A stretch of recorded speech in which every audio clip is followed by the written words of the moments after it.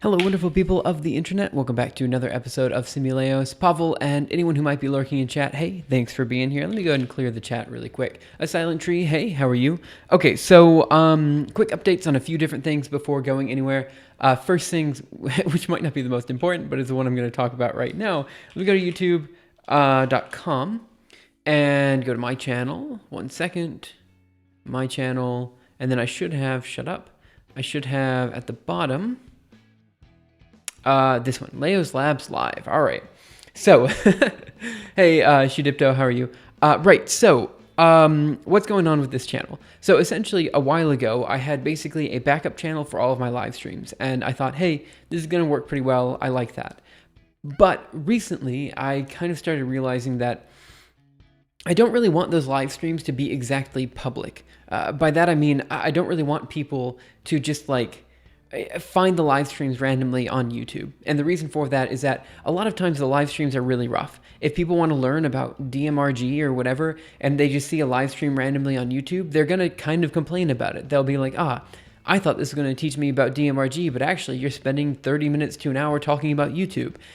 Stuff like this, you know? So even though each stream is like loosely based on a topic, I kind of feel like it doesn't really make too much sense as a whole. So what I've done is I've created a set of playlists, right? So we have, Easter algorithms, research, fractals, visualization libraries, algorithm archive stuff. Essentially, I have a huge number of playlists available that people can look through with all of the material from, the very first day of Simuleos all the way back to, or all the way up to, the current streams and stuff. The ordering is a bit weird. I'll figure out the ordering later. But the other thing that I started doing with this channel is actually uploading YouTube clips. So like, these are just, 15-second, 30-second clips of, kind of what we do on stream, like little quips here and there. And I'm also kind of intending to use the channel to put edited versions of live streams, and so tomorrow will be my first day actually editing up a live stream to try to turn it into something that's a little bit more engaging than just 2 hours of content. So the playlists still have all the live stream content, and they will continue to have all the live stream content, but I'll also do some more edited versions, put up clips and stuff like that on this channel as well. That's kind of the idea. It's just an easy way for me to get out content regularly while I'm waiting on content for the main channel. Now, speaking of which, I have one more thing to talk about because let me go here to Zernal PP and let's talk about the main channel as well. And I've got a brief question for you guys right now before getting any further in stream. Now, you may think I'm sad right now because I didn't get E first, but you'd be wrong because in reality I laughed because I started an entire meme of eating at Leos' stream notifications. Hey Amaris, how are you? Right, so we talked about the clip channel at, roughly 5 minutes into stream, which is great. I'm just remembering that time for later. In fact, let me just write it down because I need to make a clip of me talking about the clip channel. So clips, definitely one at 5 minutes. Okay, anyway, the other thing I want to talk about is the main channel. So I talked to Grant yesterday, and I will no longer be working with 3 Blue 1 Brown for 2022. This is not because, he fired me or anything. It was kind of the opposite. I realized that I'm kind of using him as a crutch, and I didn't really like where I was going with that, More than that, the more I talked to him, the more he wanted me to put out more videos, which is great. I also want that as well, but also, I don't know, I didn't feel comfortable going to him for advice with the Leos Labs channel because, first of all, they're fundamentally different projects. But second of all, I just feel like, he's got a very refined way to make videos that works for him. And I think would work for a lot of people that want to make videos like him, but it's not exactly where I want to go with the channel. So I think what I'm going to do in the next year is just try to figure out what videos work and what videos don't. I already told you guys a lot about different content that I wanted to put out. Like, it's basically, every frame in this video is a fractal, all this kind of stuff.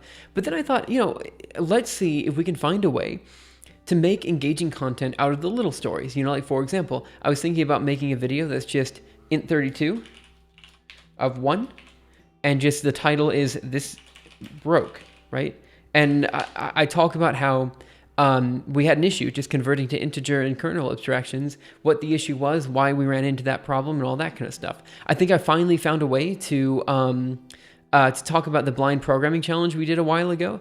The thumbnail doesn't really matter here, but it'd be basically my face with here's my little mask, here's my body, and then here's the Monte Carlo over here, and like the terminals in the background and stuff like that. Okay, that would be the image, and it'd be like Monte Carlo, but I can't see.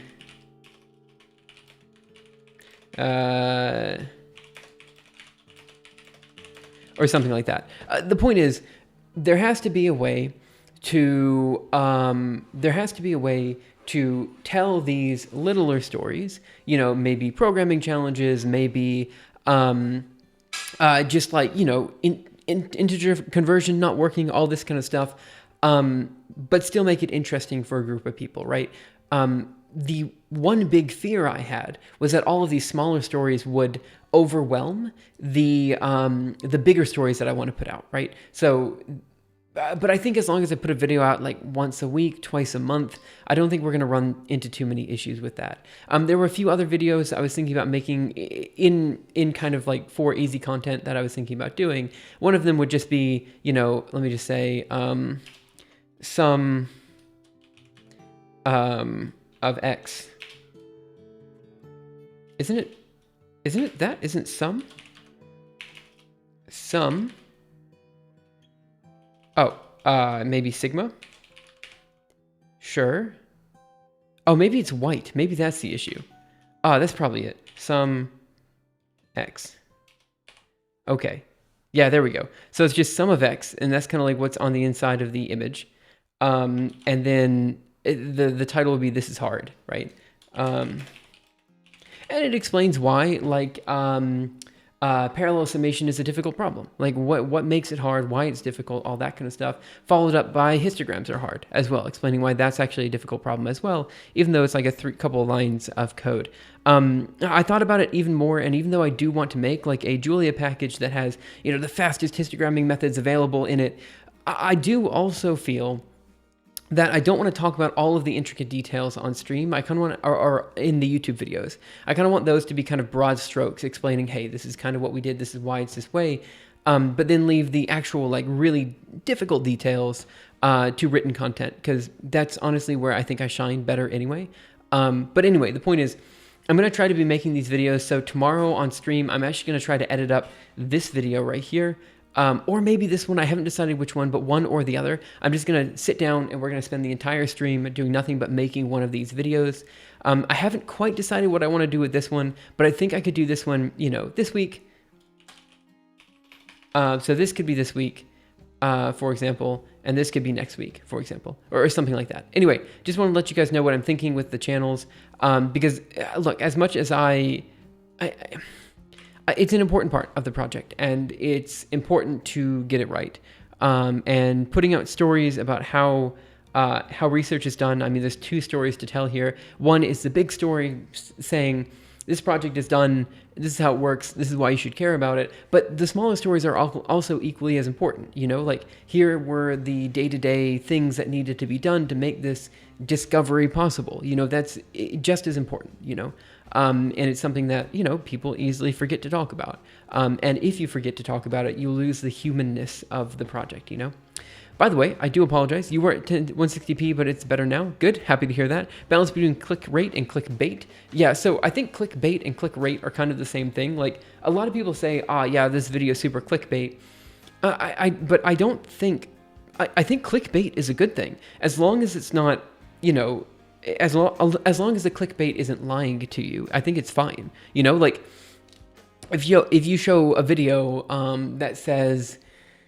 Oh, I don't know, like if I did a video, like a lot of people said my approximate counting algorithm was clickbait, because I said, you know, I labeled it as, you know, how high can you count on your fingers? And I said, you can count to infinity. And people were like, nah, that's not fair, because that's not technically counting. You know, how dare you clickbait us? But I'm like, that's not clickbait, man. It's called the approximate counting algorithm. Approximate counting algorithm was in the title. More than that, it is a solid answer. If you're asking about what counting is, it's like, well, you can still go through each integer from 1 to infinity. It just, you know, sometimes you might have to get count multiple times to get an exact answer. Like, fine, okay. Anyway, point is, stuff like that. As long as you don't feel like you're being misled in the video, I think clickbait is actually totally fine. Okay, that said, I think we're going to start working on algorithm archive stuff. Also, this is my first ever stream where I have 2 monitors, which means it's the first time I can actually like see myself while I'm streaming. Yeah, I've never been able to do that before, so I don't know why I said that. I just want to let you know. I'm now seeing exactly what you guys are seeing for the first time ever, and I have to apologize for it. I'll try to do better. So, anyway, 1 second. Crap.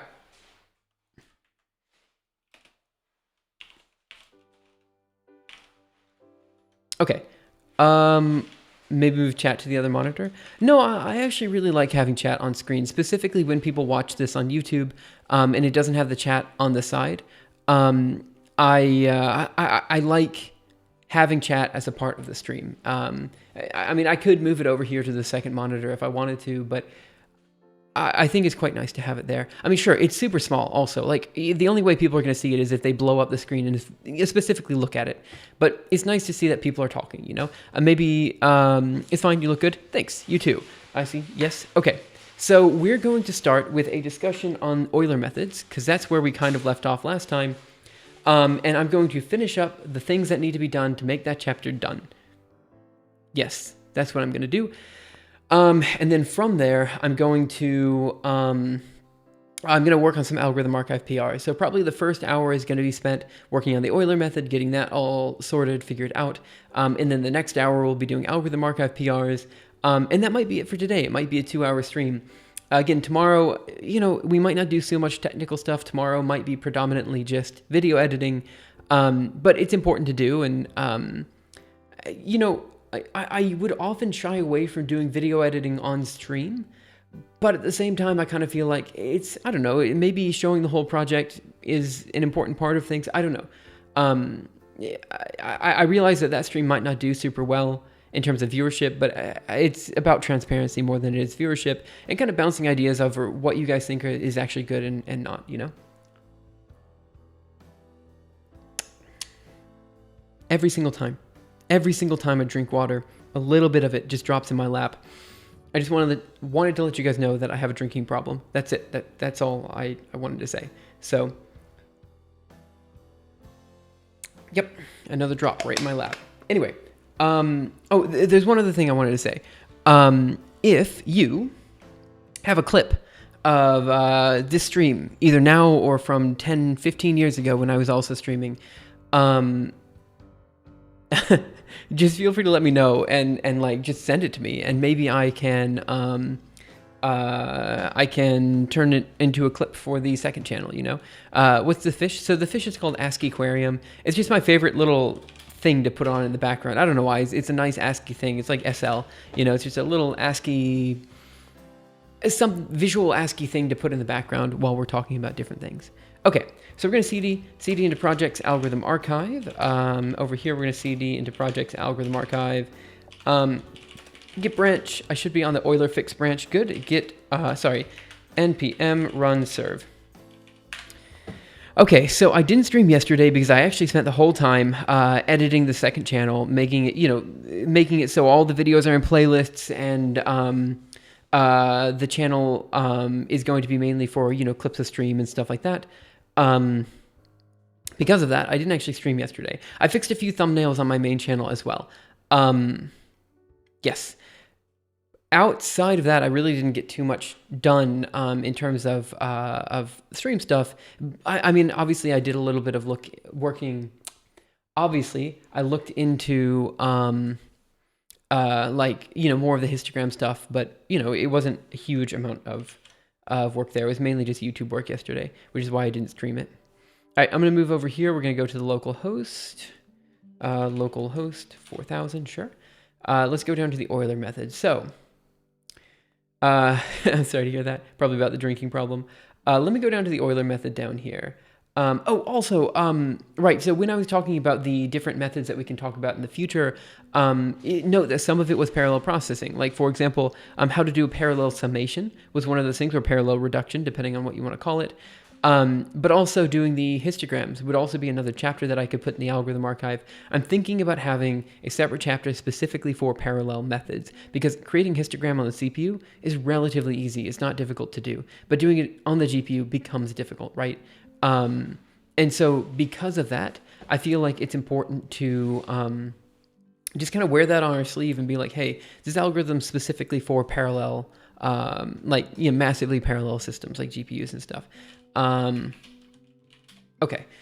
Right. So since the last stream, basically I ended stream last time, and I was very embarrassed in that I couldn't remember how Taylor series worked. This was just because I hadn't seen it in like a year. I don't know what happened.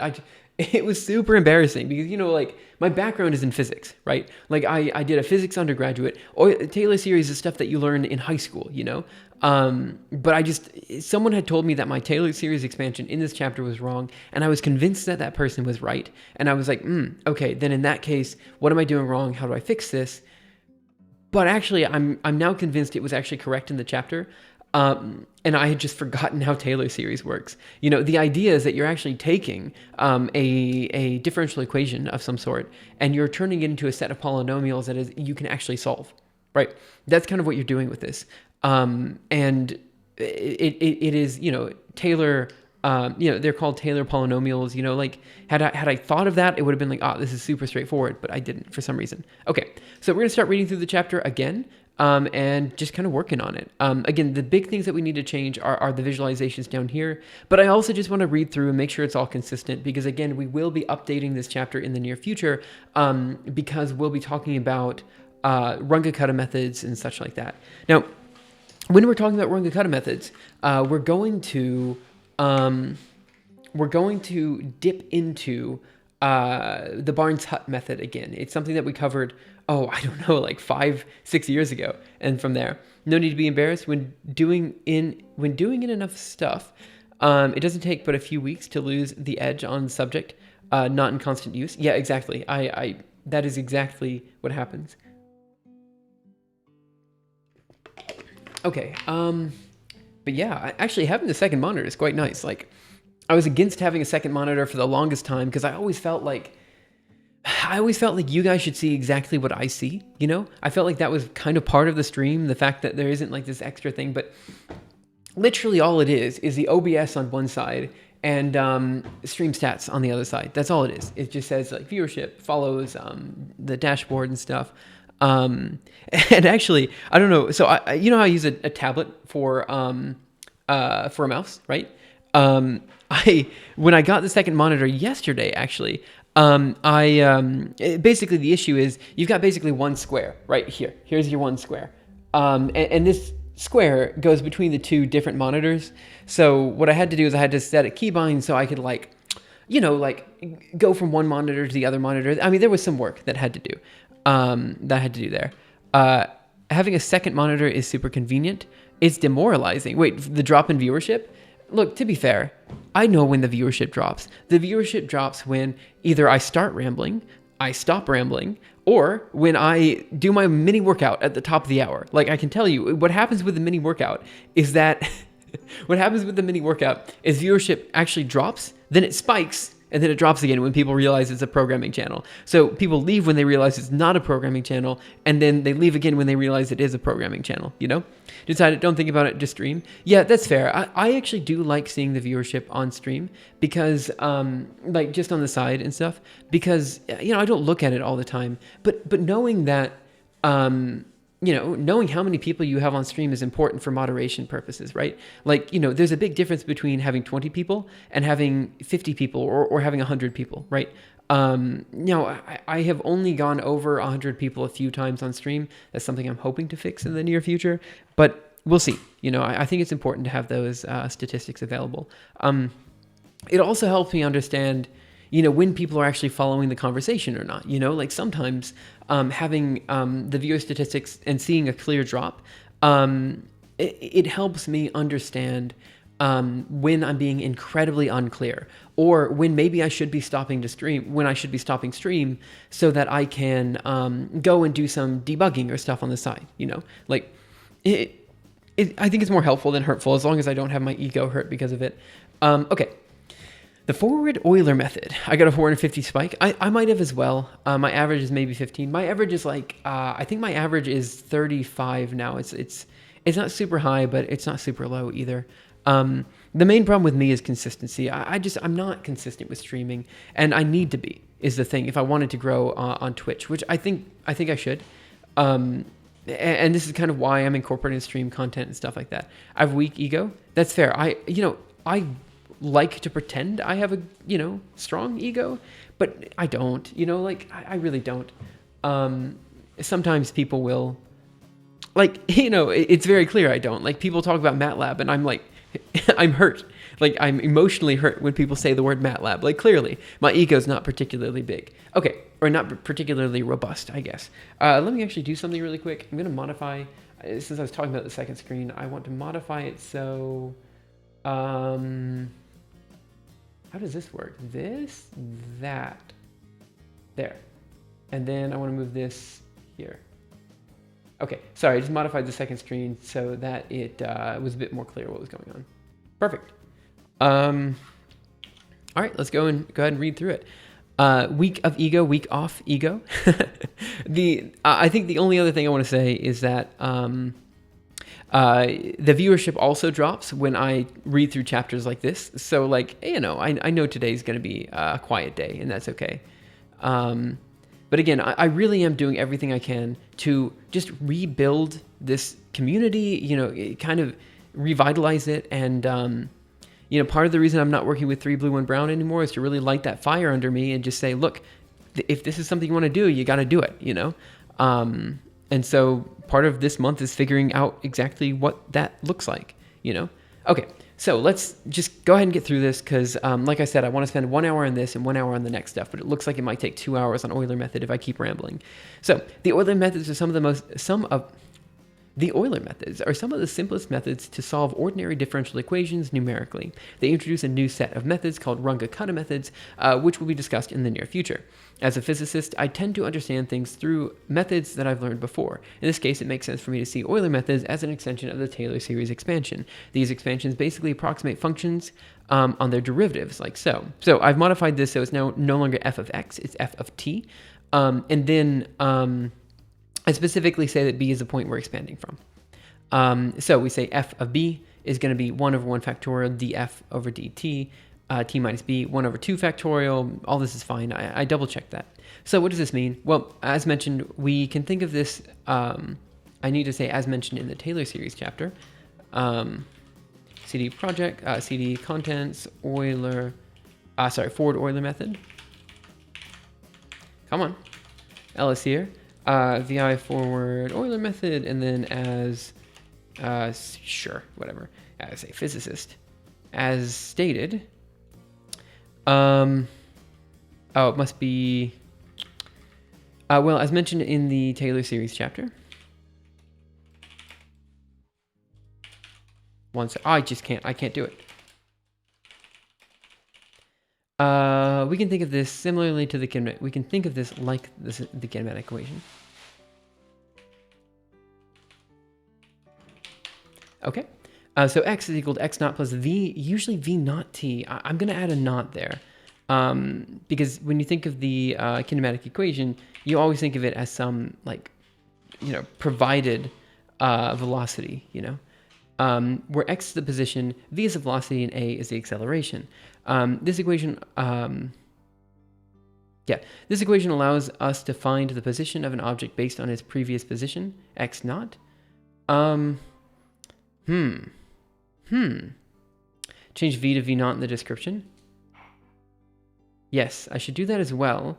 But also, my definition of this is wrong. For the record, the Euler chapter was one of the first chapters I wrote in the algorithm archive. So, yeah, you haven't used f raised to the n in this Taylor series expansion formula? I have not. Did I use it?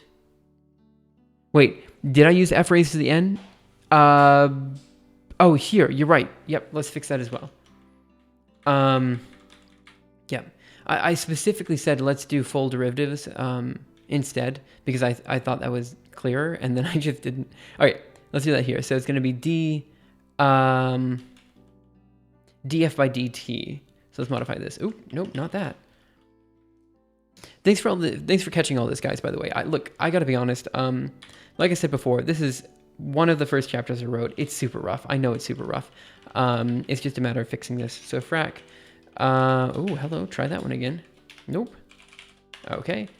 And we want d squared, or d raised to the n. Right? D raised to the n of f of t over dt raised to the n. I believe that's right. Let's just see what happens. We're correct. Dt cubed. Yes, that looks right. Hooray, finally a basic analysis stream. We're getting there. Lagrange notation can be ambiguous, but consistency is key. Right. Oh, calculus stream? Yeah, one second. It's mainly a notational stream. By the way, guys, like, again, please, anytime you see something that's just notationally wrong in the algorithm archive, either tell me on stream, because it was almost certainly my fault for being notationally ambiguous. I'm like the king of notational ambiguity. But also, if it's just something simple and you feel like you can put in a PR, feel free to do it. I'm volunteering for Light Crew on this year's Cinderella production. I'm hoping to run the light board. Oh, right, for theatrics and stuff. Yeah, good luck. Yeah, you said you were super into that kind of stuff. Didn't you say you were in a, I don't remember. It was some official capacity. I don't remember if it was a club or something else, but I remember, like, you had some, like, kind of good role for, like, a local theater production. That's all I remember. Okay. Man, so much water all over me every time I drink. Anyway, so what does this mean? Well, as mentioned in the Taylor series chapter, we can think of this like the kinematic equation. Probably it is what I want there. We can think of it. Where x is a position, v is a velocity, and a is the acceleration. I might leave that as, yeah, okay. This equation allows us to find the position of an object based on its previous position and velocity. That's not technically wrong. Let me see where I was going with this, because maybe it was actually a little bit misleading. Maybe frac d. Wait, what do we have here? Maybe use frac d ft instead of putting the ft in the fraction. Yeah. That probably looks a bit better anyway.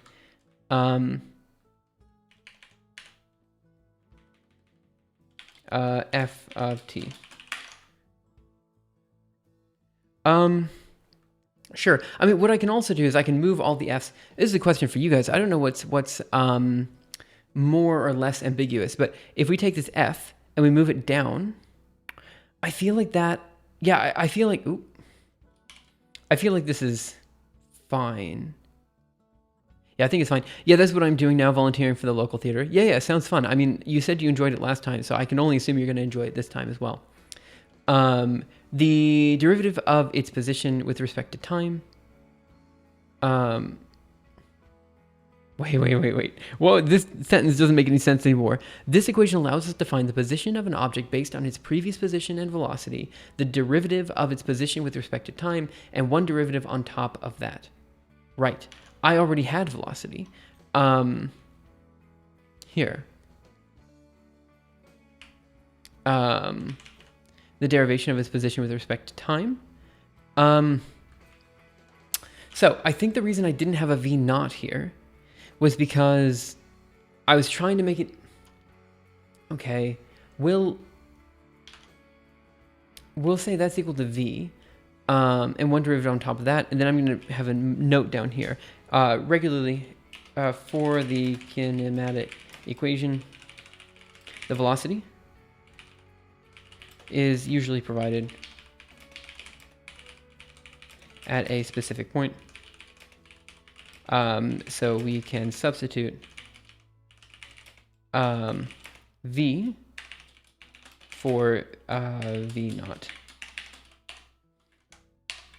At an instantaneous, specific is fine. As stated in the Taylor series expansion chapter, the acceleration term must also have, as stated in the Taylor series expansion chapter, is series supposed to be capitalized? We'll just say Taylor series chapter. Man, like, looking at the old chapters of the algorithm archive really makes me, like, look, when you try something for the first time, you get a lot wrong. That's just what happens. Like, it is an attempt, and your first attempt is always going to be rough. The first attempt with a lot of these chapters in the algorithm archive is also similarly quite rough, I'm going to be honest, I'm going to be responsible for the lights. Every time the lighting on stage is to change, I have to press a button at the right time, as cued by the stage manager. It'll be fun. Yeah, actually, I think you'll enjoy it a lot. 1 second, I have to do this and that. Let's try about 30.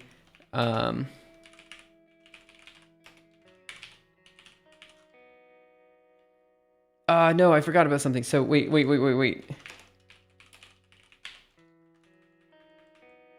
Okay, and let's go back. Sorry, I had to make some notes. Maybe also mention b equals 0 for the kinematic equation. Right, that's actually a good point. Yeah.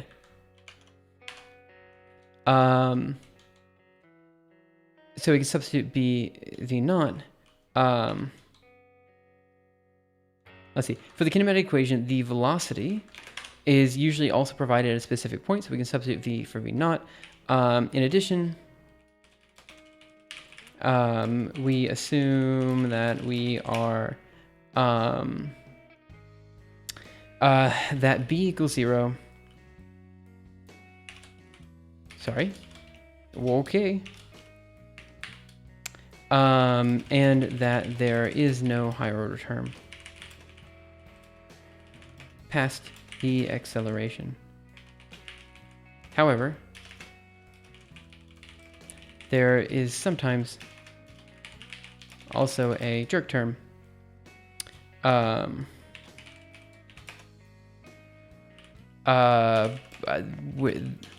That is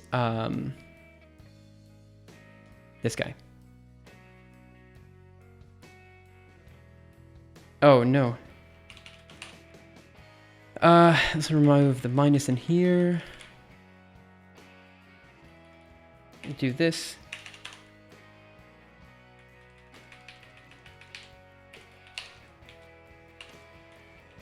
Okay, Nick, my fiance used to do the stage management, but like doing lights more. Oh, okay, so that's actually quite cool. Like, I guess what I didn't recognize, and this is someone who doesn't understand like studio performances or anything like that, I don't actually know what the good roles are, I figure lighting's actually quite nice now that you think about it, or now that I think about it, because, it's part of the whole, I guess everything's part of the magic of the production, but, it's the thing that's guiding the viewers to like specific parts of the performance, which actually like, yeah, I think is actually quite cool. In addition, we assume that b equals 0 and that there is no higher order term past acceleration. However, sometimes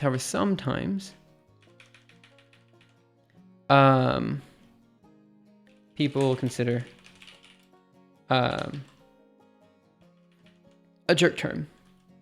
Although sometimes people consider it a jerk term. As stated in the Taylor series chapter, the acceleration term must also have that. Okay, let's write that, make sure it actually reads correctly. Okay, now this is something else I don't quite like. Let me see if I can fix that. The parentheses are all funky here. Let me just do here, and this is going to be right, and this will be left.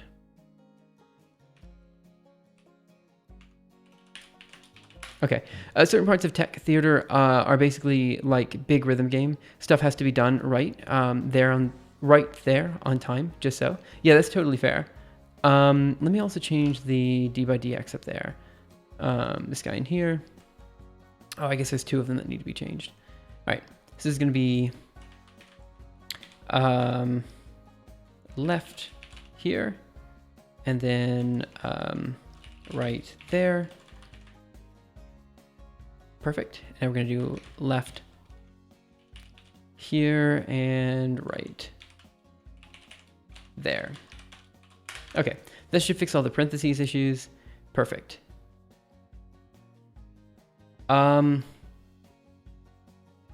Okay. What I'm going to do is I'm going to incorporate the its position and one derivative on top of that, and I'm just going to put the I guess I'm going to put, it's usually 1/2 at squared. How did I notate this before? It was 1/2 factorial. So we're going to do left and then frac. Oh, well, let's try that one more time. Frac, come on. 1/2 exclamation mark, and I can remove the last sentence here. I think that was just kind of a bit redundant. Let me double check. 1/2 factorial, d squared. Sure, I mean, that's the notation that we were running with, except it should be d over dt, not d over dx. Right here, and dt squared. Now, the person that was commenting that my Taylor series expansion was wrong was also mentioning that that there should be a parentheses around here, which is technically true, but the problem with that is I don't think I've ever, this could be because I'm a physicist, but I don't think I've ever seen that notation. It's always dt without the parentheses.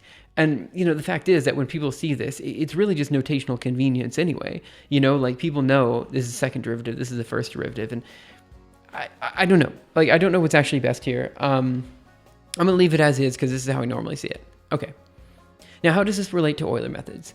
Well, with these methods, we assume that we're looking for a position in some space, usually denoted as yt, but we can use any variable.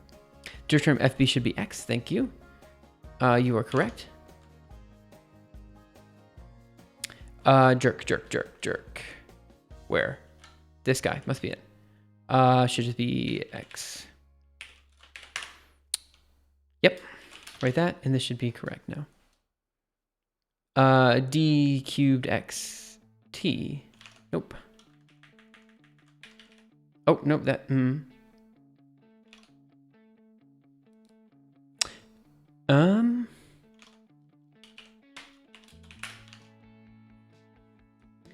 at squared.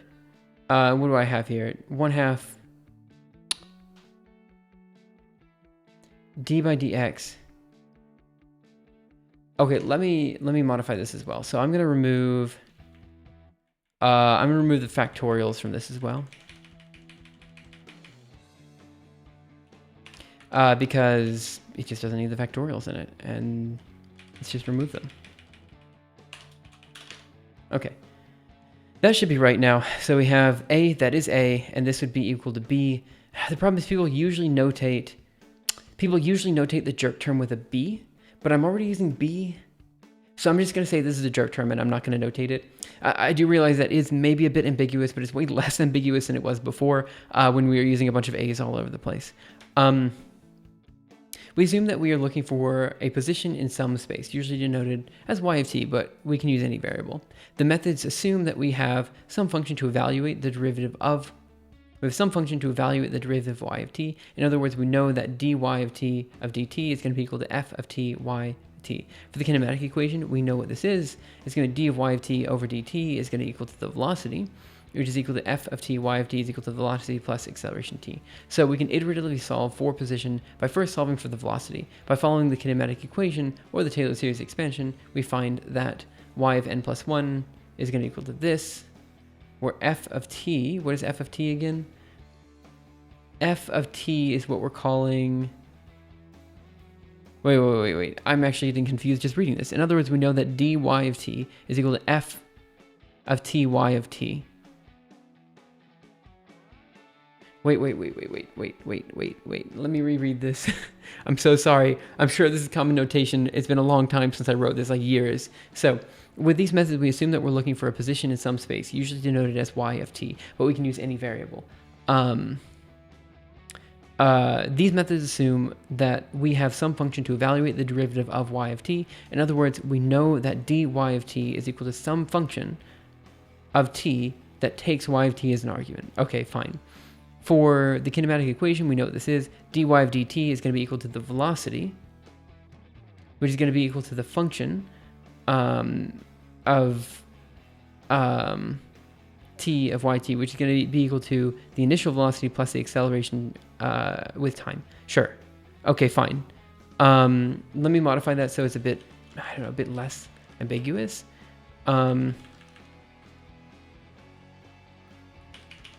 Here, and we're just going to say this is going to be equal to v is equal to that. Okay. Why did we switch to yt instead x of t? Yeah, that's a good point. Yeah. It's just that usually people will be like solve for y, and that's why I wrote that in here. But I think actually that is quite ambiguous, and we should probably fix that as well. Okay, so what should we call it then? In these methods, we assume that we're looking for a position in some space. These methods assume that we have some function to evaluate the derivative of y of t. In other words, we know that d of y of t of dt is going to be equal to f of t of yt. Right. Okay, let's think about this. Shakala bakala, hey, how are you? I hope you're having a great day. With these methods, we assume that we're looking for a position in some space. Like the kinematic equation, you should notice y of t. Okay, we then can use any variable, but we can use any variable. These methods assume that we have some function to evaluate the derivative of y of t. Okay, so I think that's just poorly written. Let's see if we can rewrite that. These methods assume that we're looking for a position. General math question.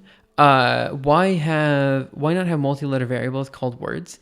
That is a good question, and it's why whenever I'm writing stuff for the algorithm archive, I do the multi-letter thing, because like the single letter stuff is so hard to debug. It's absolutely insane. Like when people use math notation in their code, it's like, okay, maybe this helps you if you understand the math notation, but if you don't understand the math notation, you can't understand the code, right? And so it's just adding an unnecessary dependency to understanding what the code's actually doing.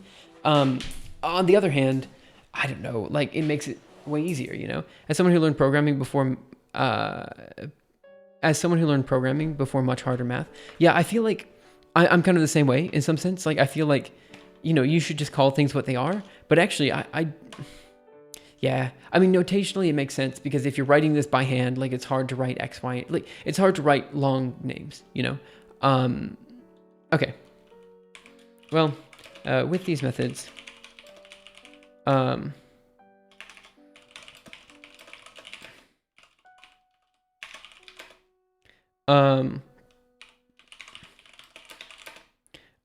often looking for a position in some space,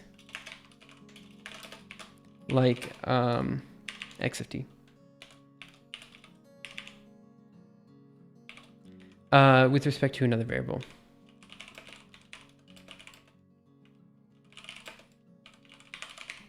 Okay, sure. There we go. We also assume that there is some function to evaluate the derivative.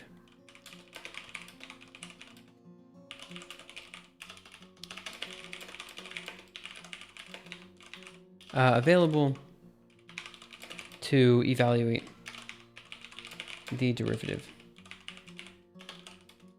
and this is going to be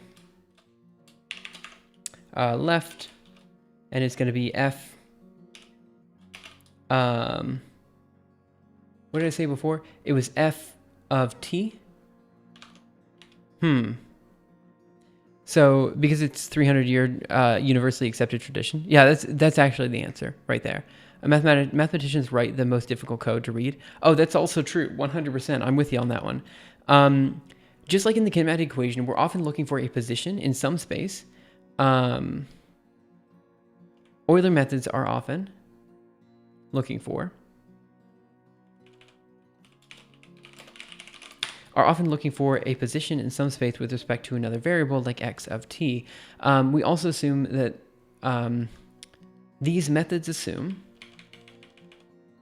for this, these methods assume that there is some function available to evaluate the derivative of the position function, like available to evaluate the derivative. Notated,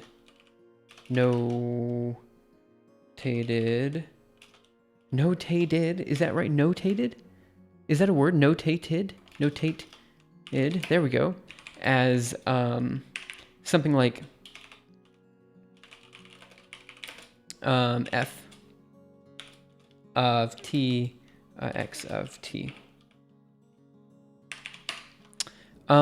Sure, that'll do. For the kinematic equation, let's see, what do we have here?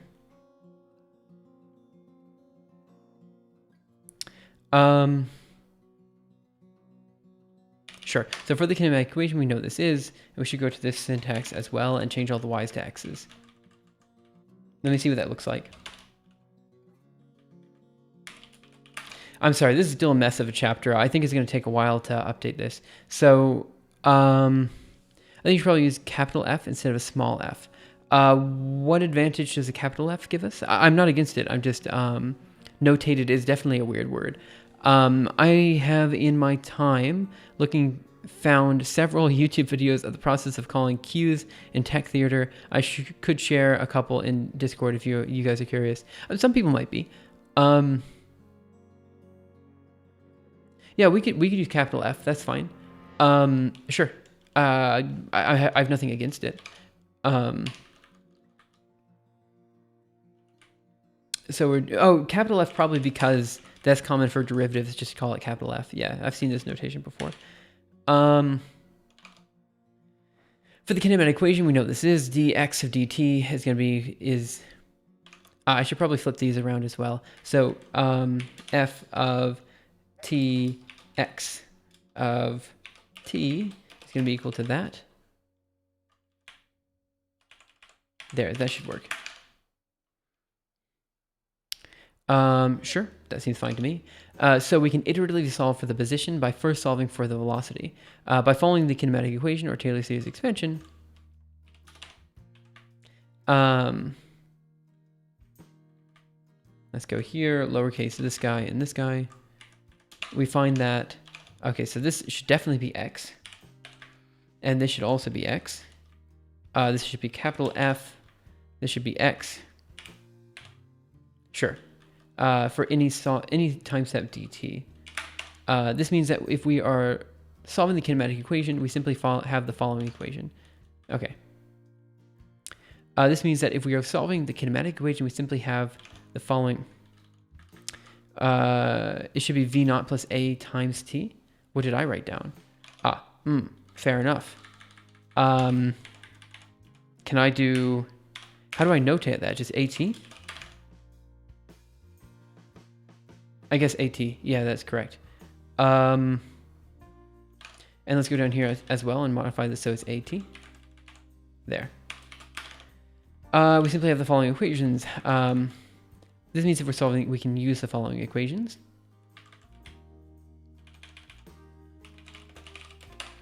Okay, there we go. I think that's correct. Let me double check. It's going to be v times dt. Maybe I should do like a lowercase t instead of like dt. Whatever. It is what it is. Now, solving this set of equations, a of t of n, is that correct, or is it a of dt? It should be... It should be... Where's the t of n notation coming from? Oh, I see. Right. Because the... acceleration times time... Shouldn't it also be a naught? Oh, no, but a is a constant. So the velocity is just going to be updated based on whatever it was before. So it should be v naught plus at is what it should be. Well, I don't know what I had written down there, but that's wrong. V of n plus A of t of n. Wait 1 second. Why did I write that down? Let me just double check here. So now solving the set of equations in this way is known as the Ford-Euler method. Let me lowercase the m. Here. In fact, there's another method known as the backwards Euler method, which we'll get to soon enough. The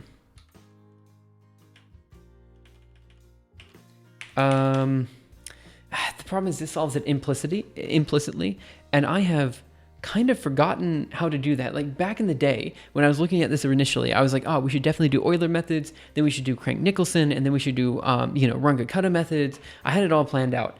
But we haven't done any of those because I ended up getting really burnt out of physics and just not wanting to talk about any of this anymore. Okay.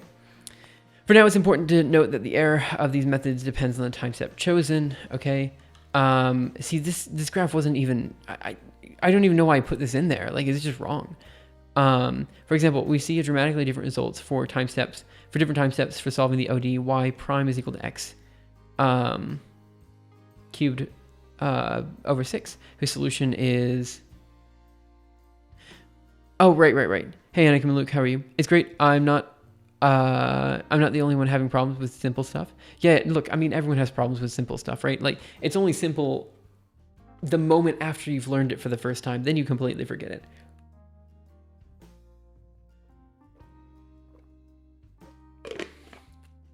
So I haven't been using the Y prime notation. I don't know why I switched to the Y prime notation here. Let me modify that so we're not using the Y prime notation. Gonna create a programming language called Simple Stuff. Good luck with that one. Okay. Oh, that way everyone always forgets it? Yeah, that's fair. Did I even introduce what an ODE is? Frac dy should be by dx, right? Sure. Okay, let me move up here.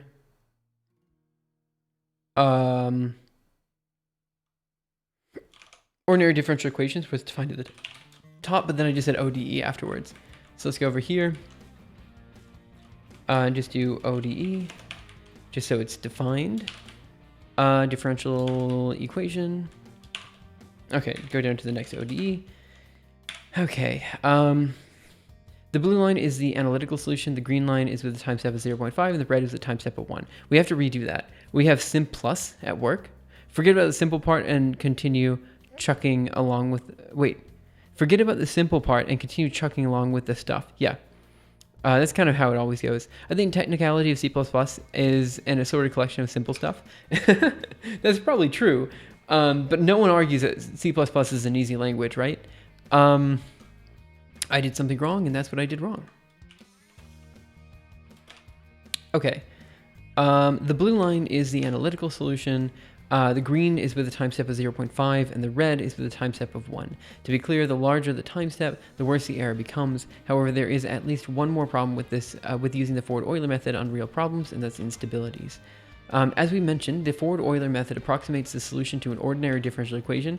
Why did I define ODE after using it twice? Are you kidding me? Like, okay, that's fine. Clearly I didn't proof check this. Let's see. As long as you don't mess with the namespace std, C++ is fairly agreeable. Yeah, maybe. This is rather expectedly a poor approximation. In fact, the approximation is so poor that the error associated with running this algorithm can add up and result in incredibly incorrect results. As you might imagine, the only solution to this is decreasing the time step and hoping for the best, or using a similar method with different stability regions, like the backward Euler method, or 1 second, or higher order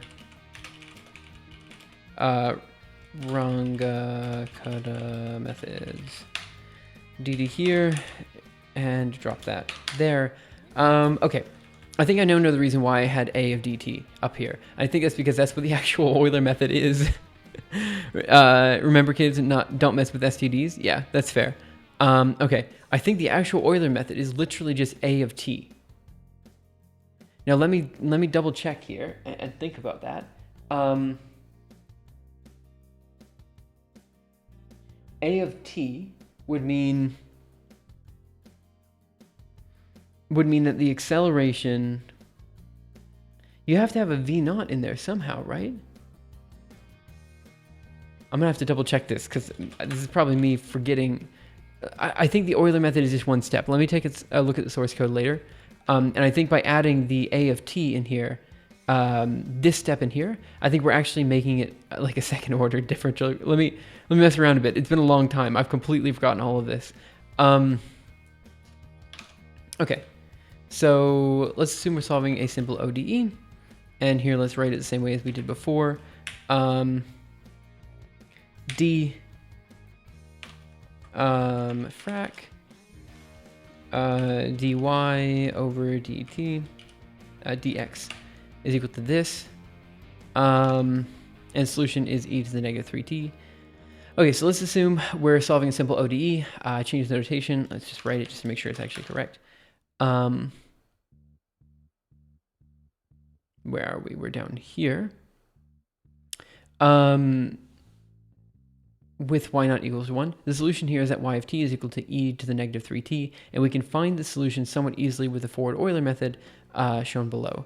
That said, by choosing a larger time step, we see the Euler method solution oscillate above and below 0, which should never happen. Even if we were to take the Euler method solution as valid, we would incorrectly assume that e to the negative 3t will become negative, right? There's a clear problem with this one, and that's that I actually normalized these solutions. I'm going to fix that. Like, this is something that needs to be fixed. If we were to take the Euler method solution as value, okay. Like above, the blue line is the analytical solution. The green is with a time step of 0.5, and the red is with a time step of 1. Here it's interesting to see that we see two different instability patterns. The green one is initially unstable but converges onto the correct solution, but the red is wrong from the get-go and only gets more wrong as time goes on. So the reason this looks so funny is because red is actually on a drastically different scale than the other two, and I didn't notate the scale difference at all. So note that the green line actually starts kind of correct but oscillates a bit and then kind of converges onto the correct solution. Well, fine, fair enough. The red actually is also obviously has the correct initial position, right? But because red scale is so much larger and this value is like 1 or something like that, it looks like it actually starts at the wrong spot. So anyway, it's stuff to fix. Basically, this plot is, it's not technically wrong, it's just incredibly misleading. You have to read it in just the right way to understand what I was trying to get at here. In truth, the stability region of the forward Euler method for the case of y is equal to ky can be found with the following inequality. Let's modify that as well. Where are we? Y is equal to ky. Let's go here. Oop. Where are we? D frac, where are we? Frac dy over dx. Okay, is equal to ky can be found with the following inequality. K of dt is plus 1 is less than or equal to 1, which means that the forward Euler method is actually unstable for most values. If we want to stick to using the forward Euler method exclusively, the only solution is to decrease the time step until it's within the stability region. And that's not necessary. And that's not necessarily easy for all cases. There we go. So now it might be obvious that another more stable method should be used instead. However, many other stable methods are implicit. There we go. Here's a discussion of implicit, which means that in order to find the solution, we need to solve a system of equations via the Thomas or Gaussian elimination. Fair enough. Which is an entire layer of complexity that most people don't want to mess with. Fair enough. Now, here's where we might want to relate the method to another algorithm that's sometimes used for a similar use case, Rayleigh integration. Rayleigh integration has a distinct advantage over Euler method in both error and stability with more coarse-grained time steps. However, Euler methods are powerful in that they may be used for cases other than simple kinematics. That said, I'm not describing Rayleigh integration very well. Used for a similar use case, relay integration, um, used for a similar use case, specifically the kinetic. Let me rewrite the sentence. Now here's where we might want to relate the method to another algorithm that is sometimes used for a similar use case. I'm going to change the song really quick. Now here's where we might want to relate the method to another algorithm that is sometimes used for a similar use case, relay integration. Relay integration has a distinct advantage over forward Euler methods in both error and stability with more coarse-grained time steps, but can only be used for the kinematic equation.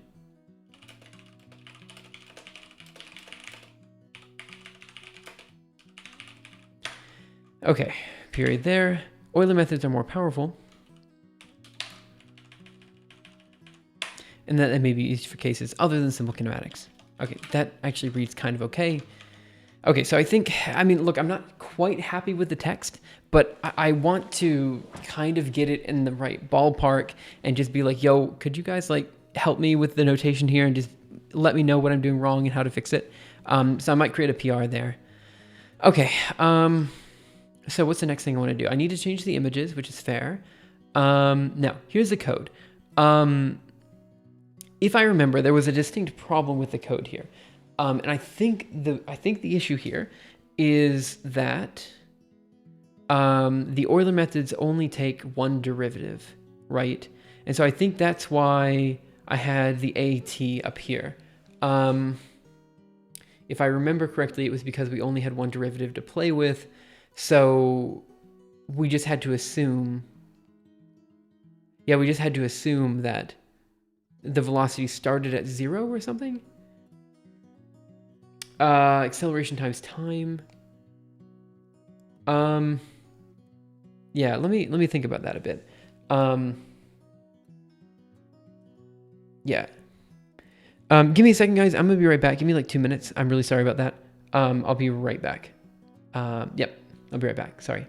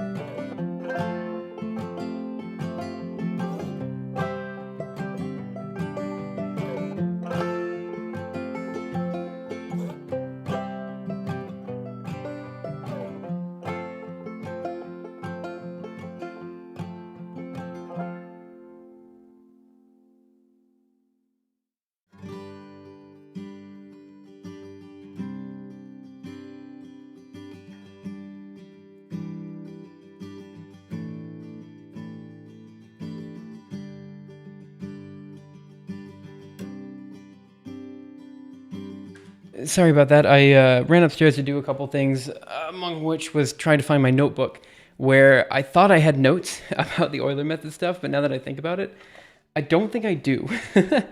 I'm so sorry about that. You can do multi-dimensional forward Euler method quite easily. Right. So I think, oh gosh, I got to be honest. I think I screwed up really big with this chapter, in that I don't have a general purpose derivative function that I introduced here. And I think my logic was at the time, it's like, oh, well, people aren't going to be able to remember how to do, or aren't going to be able to know how to do a like central difference or something. But, you know, I could have at least done that.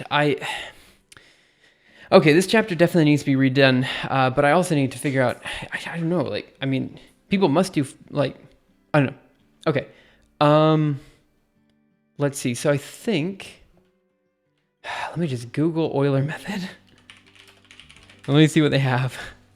Ah, man, it has to be updated a lot, I think. Which is fine.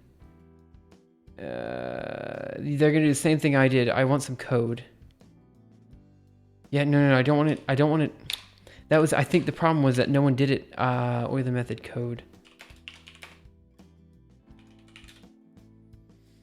Euler method, MATLAB.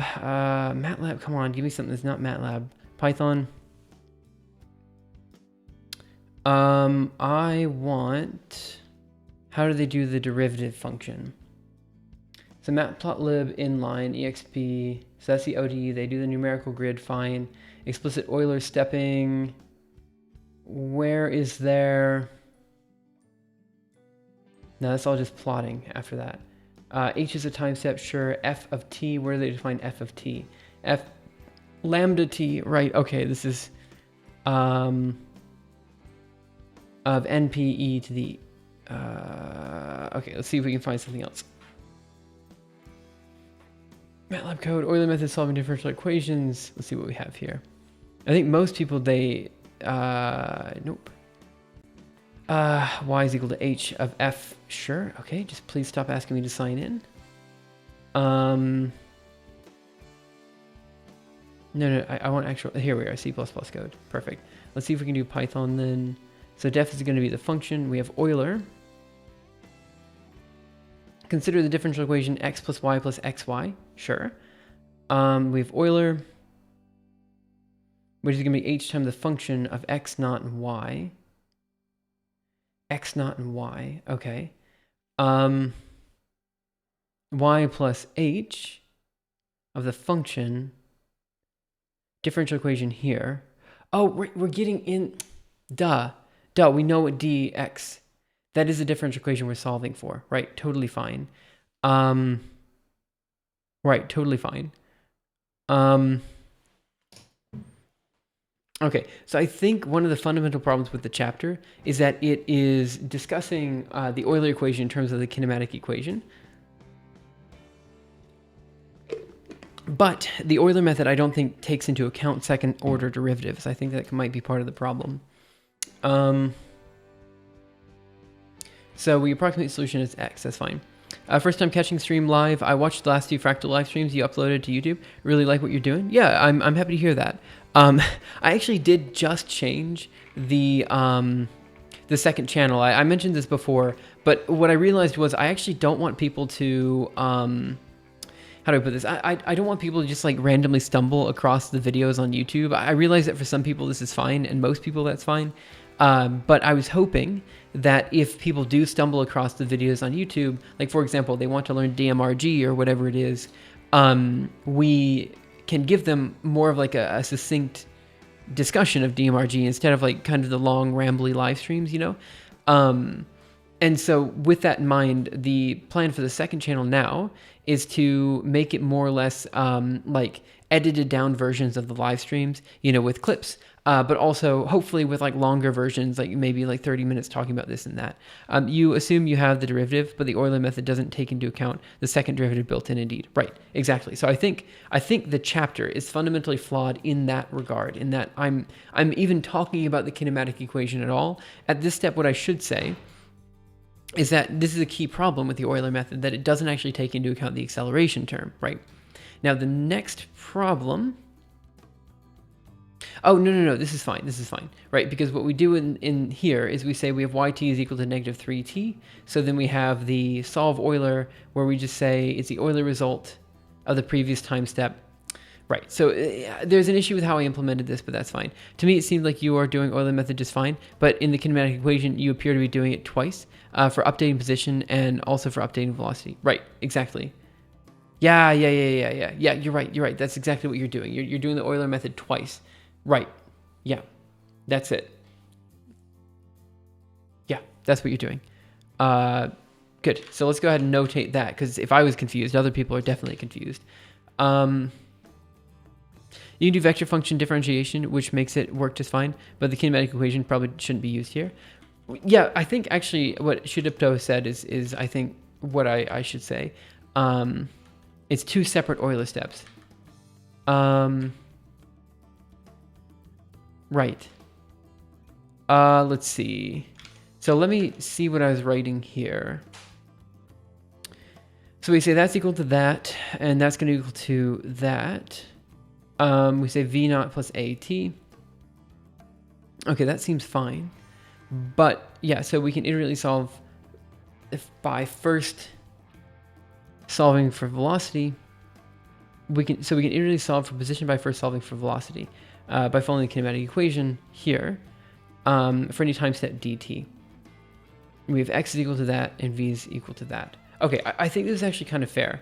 So then down here we say, essentially, this means that we are doing 2 separate time steps.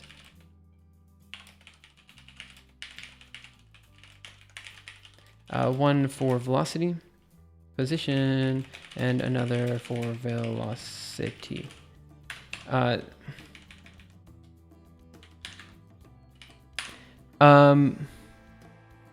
Yeah, right. You have to update them one at a time, right? Yeah, right. Well, you've got to update one before the other, right? Like, so this is why, like, the Verlet integration is done in a funky way. Right, okay, I'm remembering now, yeah. So Verlet integration is essentially Euler stepping of one, right? Okay. So let me check what I did down here, because I think I probably just did the code wrong. Okay, so let's see what do we have. So like in the case of Verlet integration, the easiest way to test if this method works is to test against a simple test case. That's a sentence. Is to try it against a simple test case.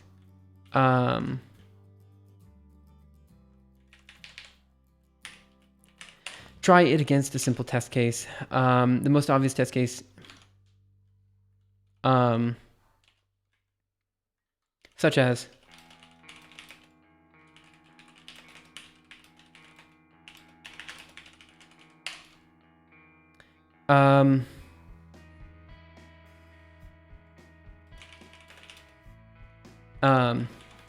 one second. Even though this is my favorite example,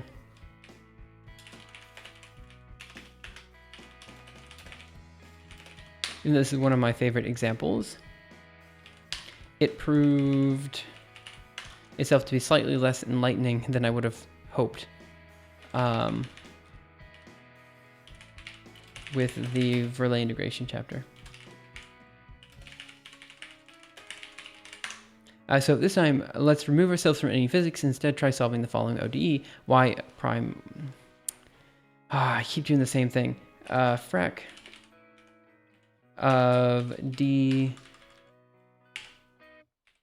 dx is equal to that. Dt. Sure. With the initial condition that y is equal to that. Now, am I flipping between x and y again? Looks like I am. Should I fix that?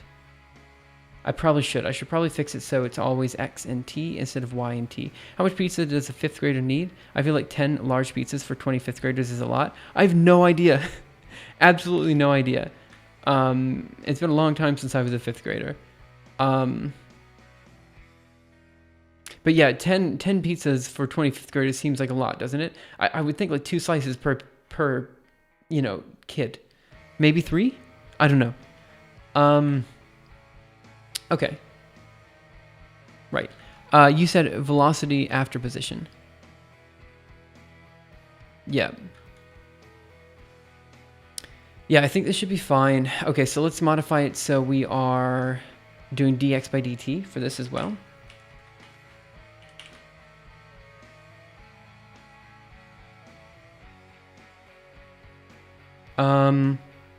If you derive, this should be something like that. I have even less of an idea since I don't know how old 5th graders are. They're like 10.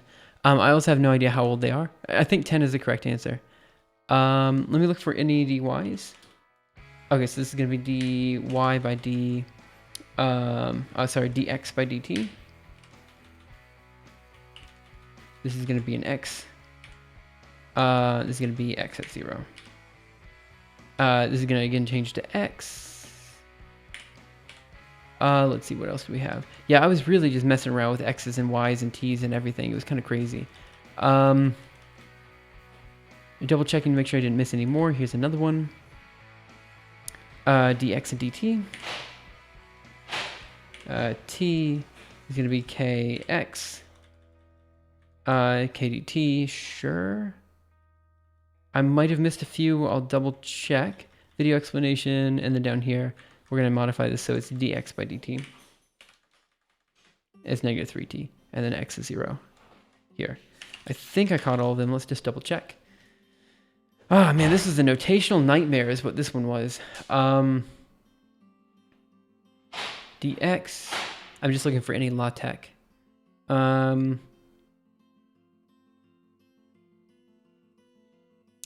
I guess that's fine. Yeah, I guess that's fine. Sure. Dx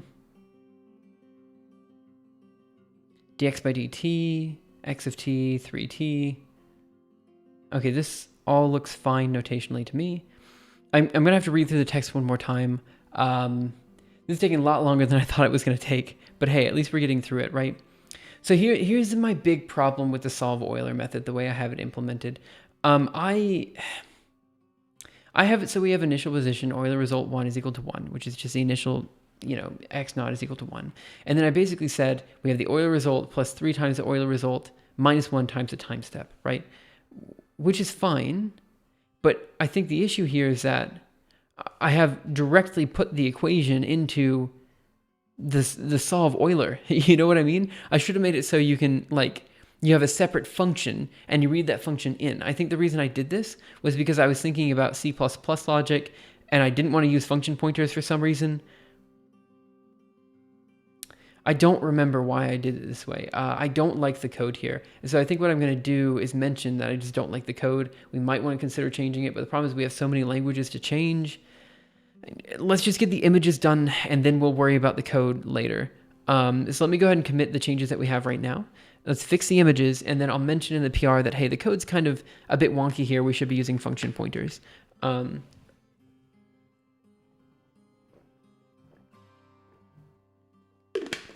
me also just put that in the issue for now. So let's go here, and let's go to github.com. And now we're going to do algorithm archive, issue, here, Euler chapter.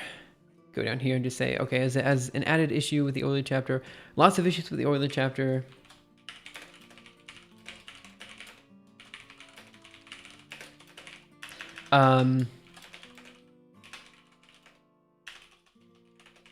Working on them.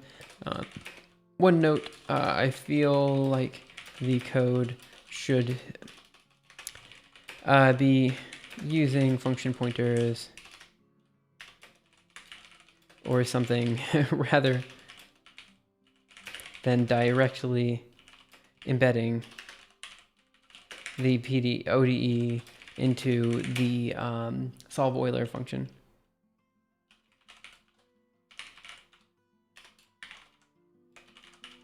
I know I will be, I can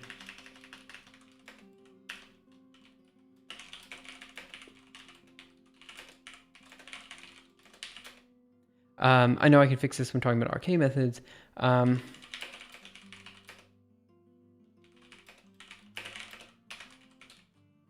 Anyway, it's just something to mention. Let's go here. Okay, finally, we can get into what I thought was going to take the most time today, which is just updating the images. Git add forward Euler method.md. I'm thinking, give me a second. Sometimes thinking takes some time. Okay, git commit -m, fixing notational issues. All right, sure. Git branch, git push, origin, Euler fix. It's like a hot fix because, again, we're going to be doing more in the next month when we talk about Runge-Kutta and all this kind of stuff and talk about Barnes Hut. But, you know, it's worth, you know, it's worth doing a quick fix for now, I think. Okay, we're going to cd to code, and then we're going to go into cd Julia, ls here, vi euler.jl. And what I'm going to do is I'm just going to output the PDs that we said we're going to output. So I guess we just do it, right? So the ODE was dx by dt is equal to t cubed over 6. And the other one was t squared. Oh, no, where the solution was t squared over 2. Okay, how many time steps did we take here? No way to know because I did this in some weird graphing calculator without anything. Reviewing that chapter PR today. Which chapter PR? Was there a new chapter PR? I don't think there was. Did I miss it? An attempted output standardization for approximate counting. That one should be easy. So I thought this was my chapter PR for today. Also on topic software thing, can we version the algorithm archive based on merge to master? Right. So you mentioned that, and I didn't know what you meant by that. So software thing citation.ctf. Oh, I see what you're saying now. Right. So what you're saying is, can we update the citation every time you merge to master? The answer would be, I would like it if we could, but I don't know if we can. Let's see, what do we have? Oh, this looks good to me. However, I have 2 small nitpicks regarding the PR. Shouldn't the first line county trials also start with that? Sure, we can update that. Also, Python implementation includes a new line after the first line, which isn't present. Okay. Right. Well, the Euler chapter is the one I wanted to work on today, and then we'll work on other chapters as we get to them. So, this is a chapter we're working on today. How many time steps am I taking? Like, what does this go up to? Is this like 100 time steps? I don't know. The ODE is t cubed over 6, so that's going to be Euler result. Why is it minus? Oh, that's because it was negative 3t, right? There's going to be dd. It should be t cubed over 6, right?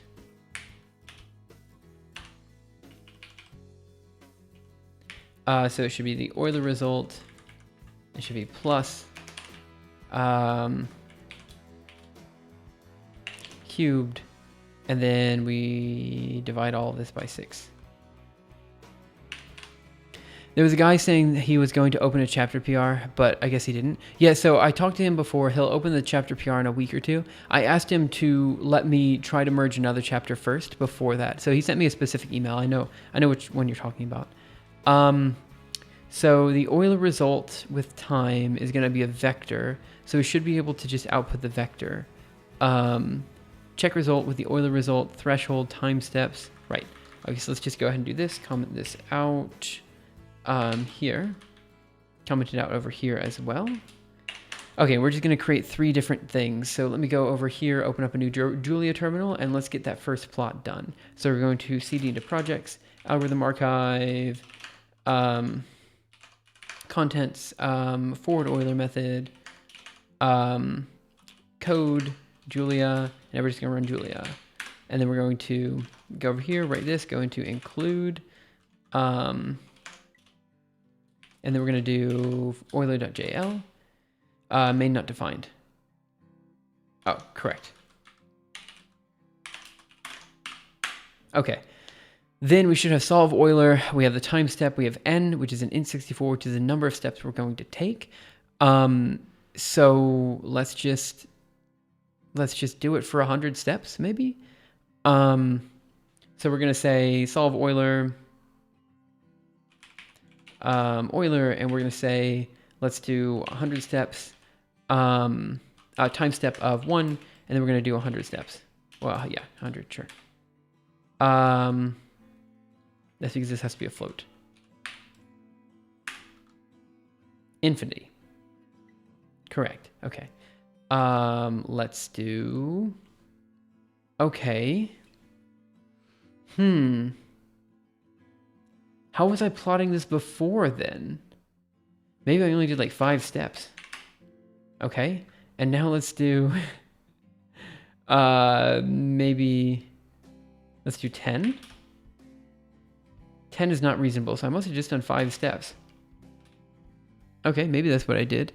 And then we do the same for 0.5. So this is going to be Euler 1 is equal to this. Euler, I don't know, 2 is going to equal to solve Euler of 0.5 and then 10 steps. Interesting. So let's do using plots.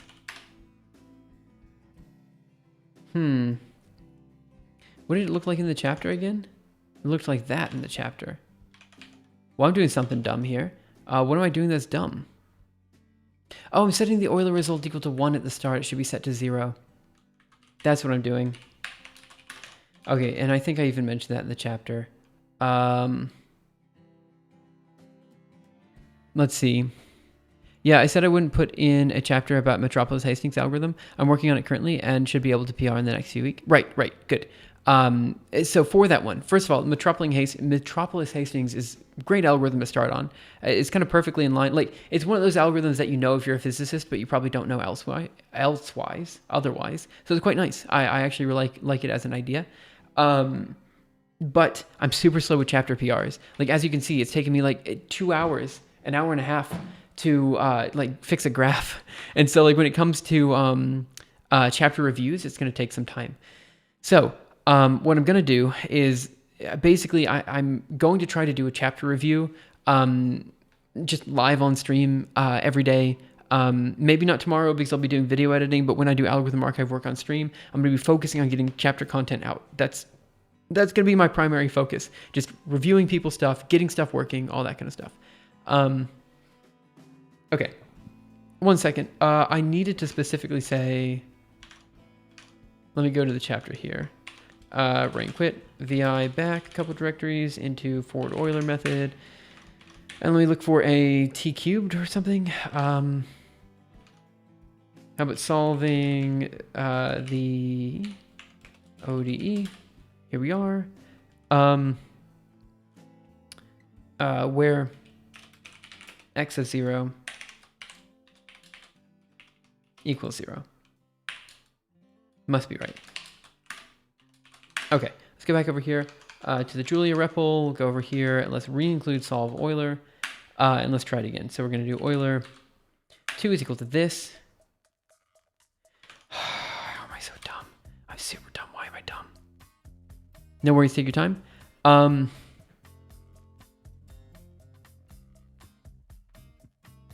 dumb because we are reading in. Okay, so the initial result, Euler 1 is equal to 0. So obviously it's going to be whatever the result was before, t cubed over 6. What am I doing? Why am I dumb? 1 second, I'll figure this out. It's like, man, this working on the Euler chapter again, just it's one of those things, you know, it's such a simple method, and every time I look at it, I'm like, why am I so stupid? You know? Okay, so we have the Euler result. Obviously that's always going to be 0. Like, there's no way that's not going to be 0. So what am I actually trying to do here?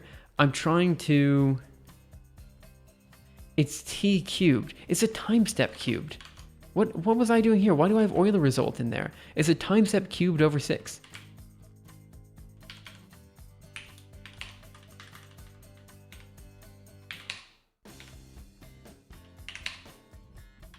Let me check the chapter, make sure that's actually what it is. Yeah, it's definitely a time step. Yeah. Okay, that would explain it. All right, let's go over here. We're going to include Euler, do Euler 2 is equal to that, and then we're going to do Euler 1. Oh, that was messed up. 1.0. Okay, and then we're going to do, let's see, is this actually doing what I want it to do? Maybe? So we're going to do Euler 1, and then we want to do Euler 2 as well. 1 second, I got to think about this. Let's just plot them. Julia, plot Euler 1, 2, sure, whatever. I typoed, but it's fine. 1 and 2 both work. Give it a second to pull up the plot. And we're going to plot on top of that Euler 1. Right, those are straight lines.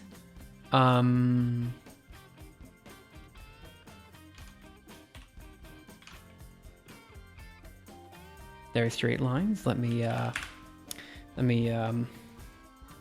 time step is a constant. You're right. I'm an idiot. Let me double check something.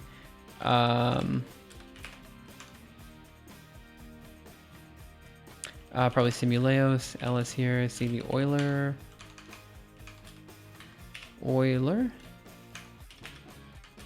Come on. There we go. Vi Euler.cpp. Map coordinates, find acceleration. What was this? Verlet-Ball Euler. Where did I put the code to, here's my solve Euler method. Euler output is equal to this.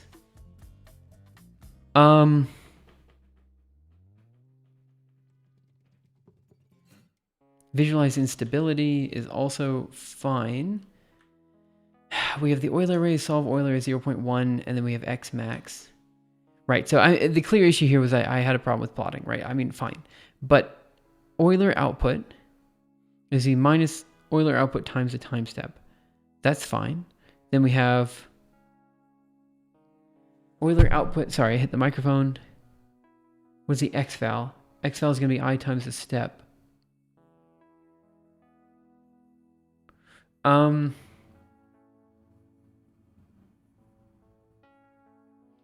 it should be the total time. 1 second. CD projects, algorithm archive, contents, Euler method, wrong one, CD back into forward, Euler method, CD into code, Julia. I'm sorry guys, it's been a while. Pile Paula, hey, how are you? I hope you're having a great day. Okay, so what am I doing? Let me go here, VI, Euler.jl. I need to get the acceleration, like we know what it's supposed to be. It's supposed to be t squared, right? It's supposed to go whoosh, just like that. That's what it's supposed to do. So we take the Euler result and we add on. Time steps, obviously we needed to do something with the Euler result before. But we know what the derivative is. It's t cubed. So it's t cubed over 6 is what the derivative is. And it should just be plus t cubed over 6, shouldn't it? Like, am I wrong? I mean, clearly I'm wrong. Because that's just going to add a constant every time because it's dt. Oh, but it should, I guess it's total time is what it is, right?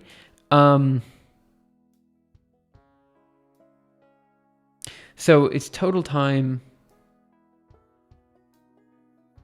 Wait, 1 second. It's going to be v. It should be minus total time, not time step. Right. So we get total time by time step times. Is it going to be time step times?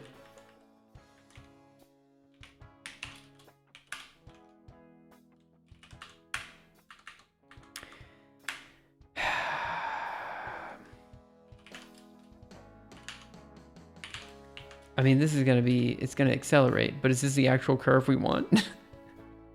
Or is it just the curve we got?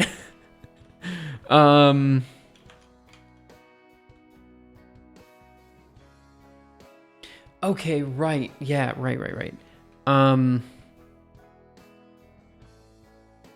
mean, look, it's t cubed. I notationally really screwed up the Euler method chapter is what I did. I don't like this chapter at all. Dang. Okay, fine. All right, you guys have convinced me. I need to figure out how to fix this.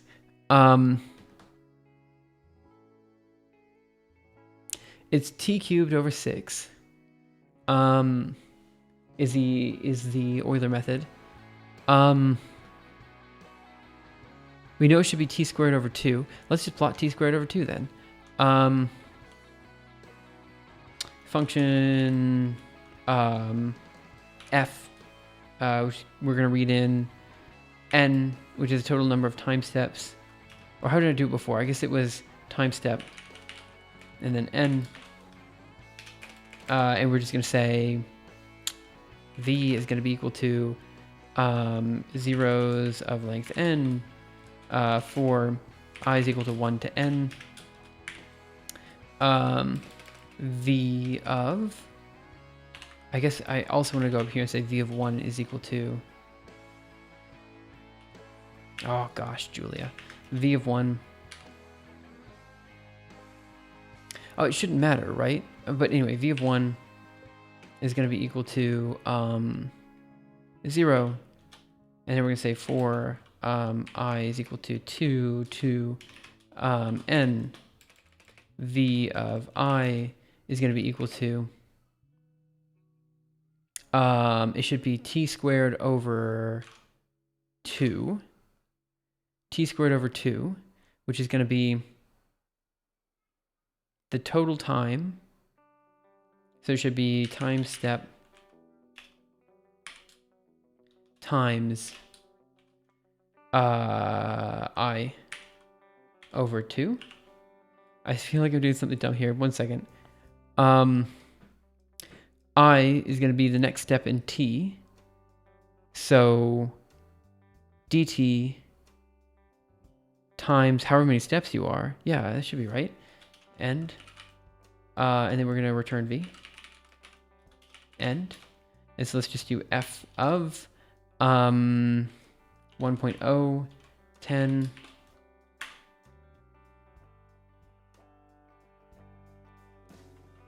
Should be squared.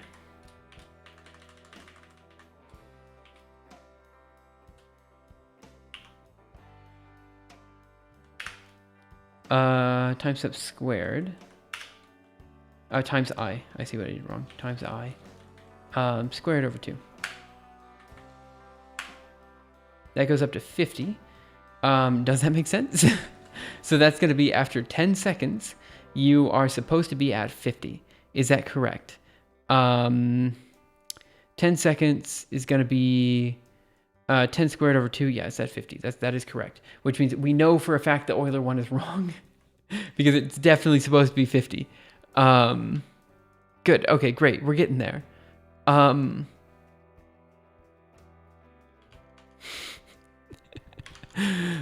man, so yesterday I had to like embarrassingly leave because it was like I can't remember the Taylor series expansion. I'm gonna have to do the same here when I can't remember the Euler method. I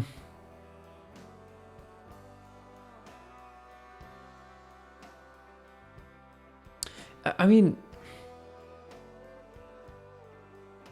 I definitely did this before. What did I do wrong?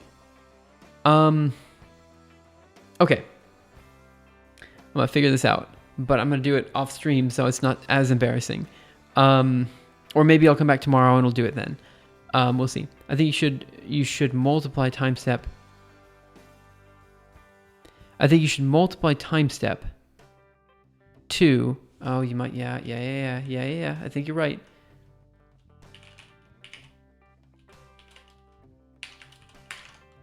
Include Euler 1.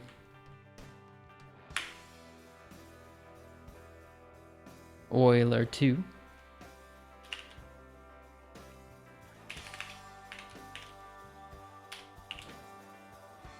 I'm getting 500 in both cases as opposed to 50. We know 50 is the correct answer.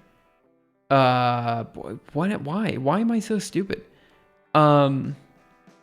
It's time step. It's f times dt. There's the dt.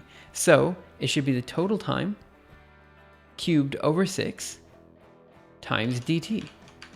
Total time step times I cubed over 6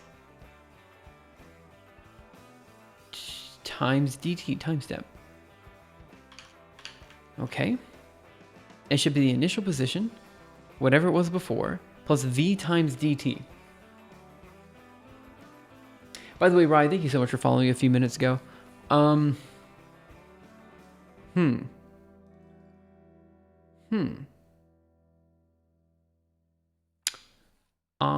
gonna close stream and I will come back and we'll figure this out. We got the text kind of sort of sorted, which is good. It's gonna take probably another hour or two to figure this out. So I'm gonna head off for now. It's 7:00 p.m. So here's what's going to happen. Tomorrow I'm going to come back on stream. I'm actually going to work on a few different things. I'm going to make probably a few clips for the clip stream off stream. What's the function you're trying to get? I'm trying to get the, t squared over 2. That should be the correct function. So if t is equal to 10, that's obviously 50, right? And so here if... Yeah. So it should be, so we have dx over dt is t cubed over 6. So now we have t cubed over 6 times dt, which, I'm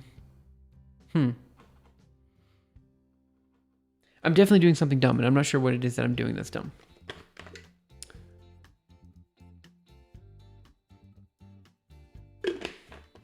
So, I'm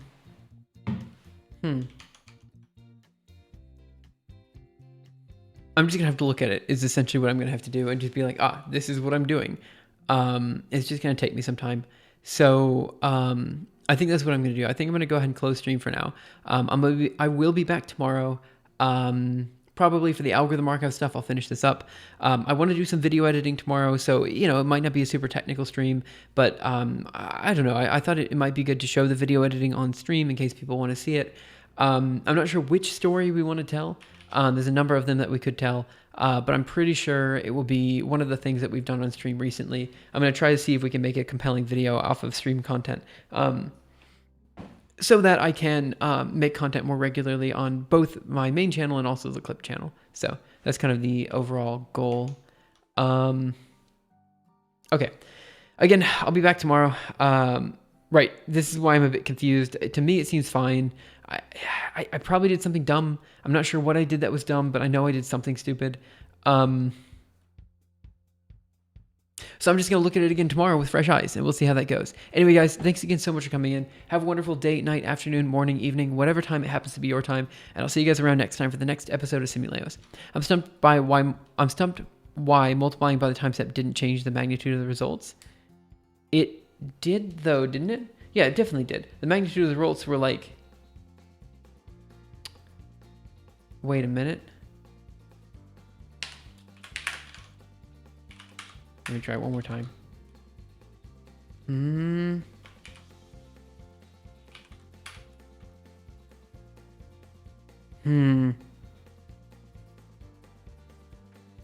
I mean...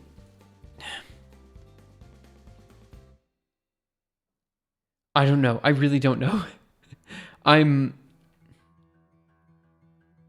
Yeah, I don't know. Okay, but yeah, I'm doing something dumb. I'm not sure what I'm doing that's dumb, but I definitely did something stupid. So we'll be back tomorrow.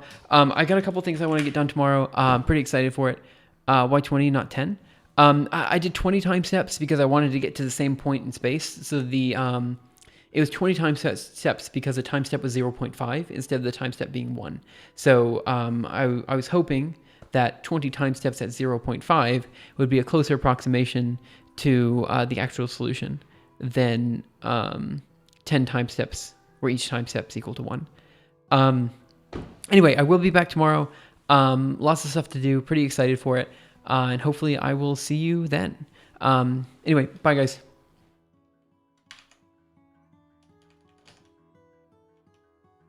Oh, I'm up here. 1 second. I forgot that I have 2 screens now.